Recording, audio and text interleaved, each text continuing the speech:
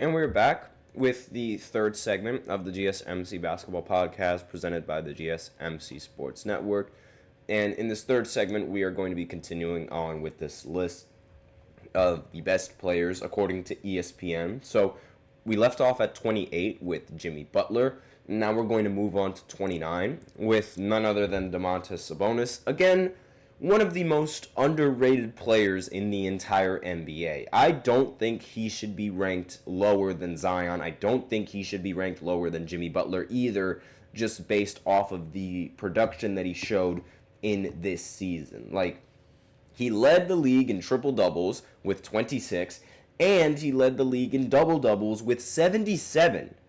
Like, how? And he also was able to string together 61 consecutive double-doubles.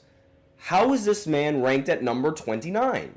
That does not make any sense. It genuinely doesn't. And I know you can make the argument that, like, oh, he was just getting cherry-picked defensive rebounds. That's the reason why he was able to get double-doubles. But no, it does not make any sense. I mean, Angel Reese gets a ton of credit for getting all of her double-doubles. Yet, here we have Sabonis being ranked at number 29. No, this should not... No. Absolutely ridiculous. He should not be ranked under players like, at least, given his production, he should not be ranked anything lower than Zion. He should not be ranked lower than Jimmy Butler. You could make an argument for him being a little bit better than Paolo Banchero. He should not be ranked lower than Dame. Should not be ranked lower than Kawhi.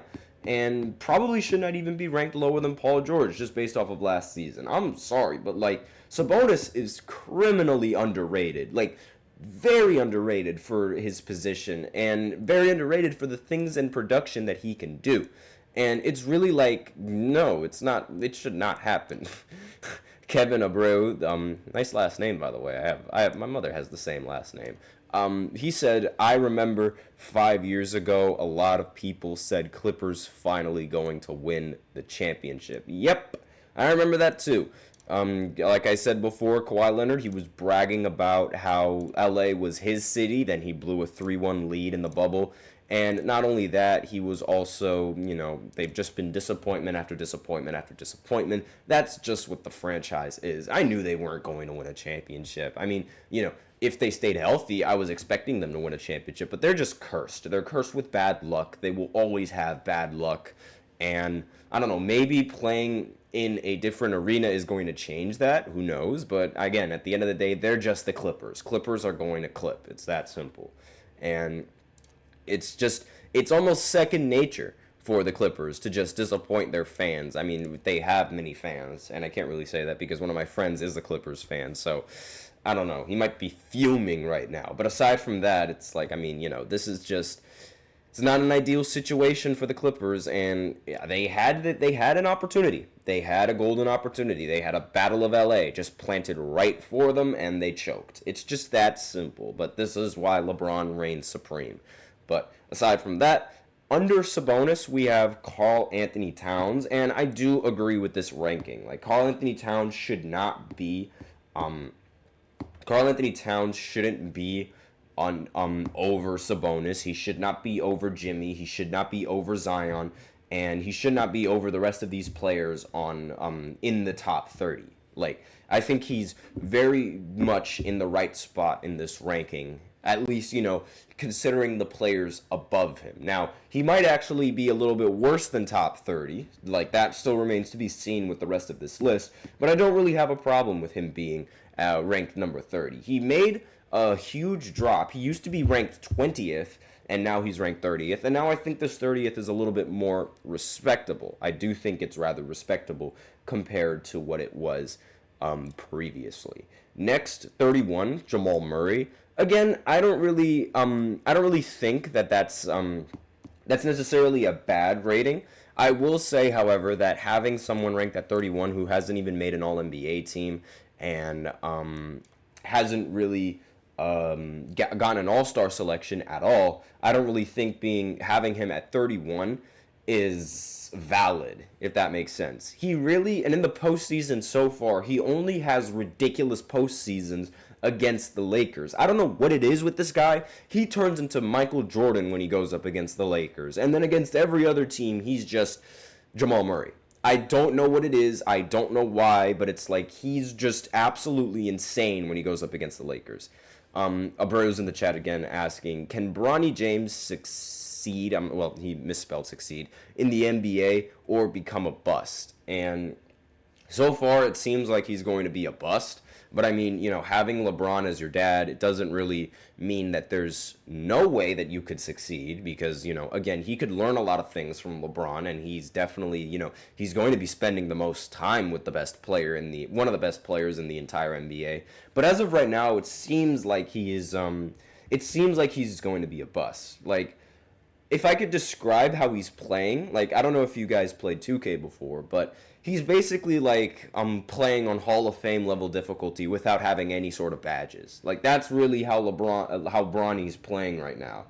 And, I mean, he scored 4 points in the last game, so, I mean, that's something. How did he shoot? He did shoot 2 for 4, so, again, that's also something. He's getting there, but again, as of right now, I mean, his defense is pretty solid. Like, that's really the best part about his game, his defense. Like, the offense still needs some work, but again, give it time.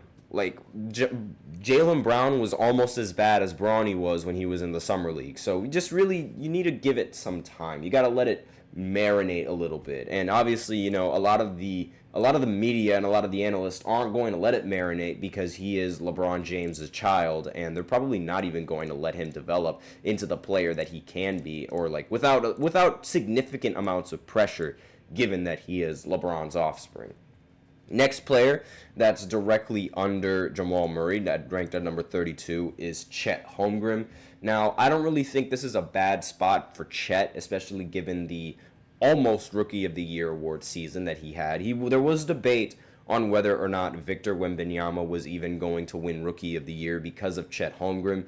Now, I will say that a lot of those fans that really thought Chet had a chance of winning Rookie of the Year were rather delusional and had no idea how Rookie of the Year actually worked. Because a lot of the reasons why Chet was considered a favorite to some fans was because of the team's success, which had nothing to do with him, by the way. Shai Gilgeous-Alexander was an MVP caliber player. That was the big reason why the Thunder had any team success, not to mention the rest of the roster being loaded with talent. Nothing to do with Chet and his efficiency, which was really the only thing that he had going against Victor Wembanyama. But aside from that, Victor had everything. He had the production, he had the numbers, he had the monster performances. He outplayed Chet in a matchup that they faced, effectively killing any sort of argument for Chet Holmgren being Rookie of the Year, because Victor ended up beating the Thunder and just outplayed Chet like he was just a rag doll. Like, really, there was no argument for Chet to be Rookie of the Year, in my opinion, but a lot of people, they made that argument, so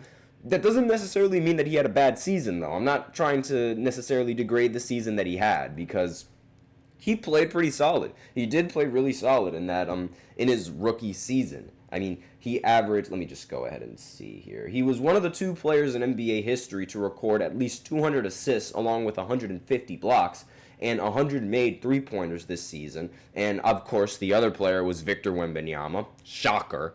But, again, it's like, really that's sort of, it's a pretty solid performance. Like, again, very solid performance. And he helped the Thunder make a 17-game improvement and became part of a team that was the youngest number 1 seed ever in NBA history. So I can't really take that away from him. Next, ranked at number 33, is Lauri Markkanen. And I'm not entirely sure whether or not I agree with this. He just signed a 5-year, $238 million contract. He's only 27 years old. He averaged 24 points per game, shot 49% from the field, 39% from 3, 88% from the free throw line. So 33, it does sound rather respectable, I will say that. And I don't really know if I could rank him any lower than some of these players that are coming up. Actually, I definitely can, and I do have a lot to say about the next player that's going to come up. And that is Rudy Gobert. I cannot stand the fact that this guy is ranked at number 34. Rudy Gobert ranked at 34 makes absolutely no sense. He was ranked 64 last season, and you're telling me he made a 30-point jump in the rankings? Really? Number 34? The 34 best player? I can guarantee you there are going to be 5 players left on this list that are coming down, like, you know, like 35, 36, 37, 38, that they should all be ranked higher than Rudy Gobert. I'm not even going to look at the players that are ranked lower than him yet. We're going to go into our break, and then we're going to look at the players that are ranked below Rudy Gobert. And we're going to see whether or not Rudy Gobert deserves this ranking or whether or not he doesn't deserve this ranking at number 34. So I'll be right back after this short break. Be sure to stay tuned if you guys are interested.